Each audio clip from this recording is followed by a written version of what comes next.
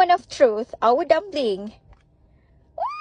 Look at that sugar texture. Macam korang, I nak bawa korang teman I hunting squishy kat Times Square. For those yang tak tahu, ni lah Times Square, bangunan paling orange sekali kat KL. I datang pun naik Grab je korang, senang. Sebab kalau naik train memang sesak gila. Sebab waktu ni orang dah start balik kerja dah. I dah sampai, korang boleh tengok time ni dah ramai dah orang. Tapi before kita hunting squishy, kita memang kena isi perut dulu. So I makan memang miao, sebab ni memang favourite I. Korang kena try buttermilk dia. First stop I pergi Hot Market dekat level 2. Sebab I tengok dekat TikTok yang diorang kata sini ada banyak gila squishy. Tapi before korang nak sergah tempat ni, biar I reviewkan dulu satu-satu untuk korang. Semua ni bukan squishy guys. Yes, ada yang lembut, ada yang keras. Tapi I nak korang tengok betul-betul dua I picit, dia tak slow rising langsung. So texture dia bukan squishy, dia texture sponge macam tu. Tapi memang banyak gila design cute-cute. Beli 3 percuma 1.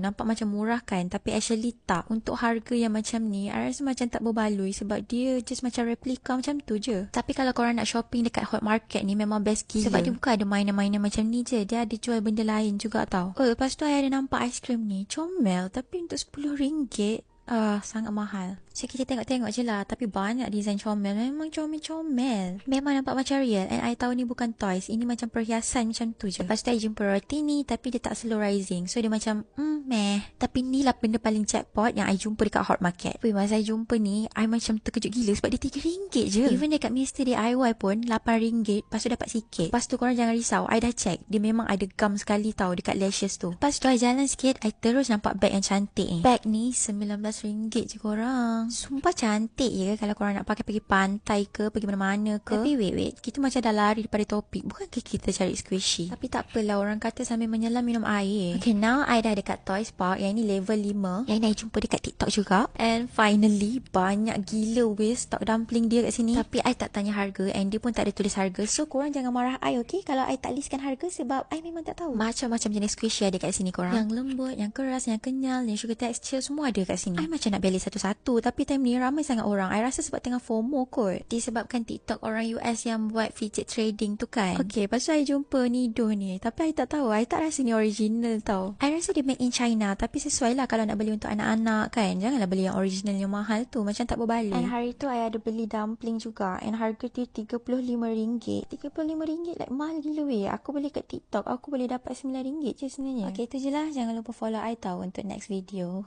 Bye.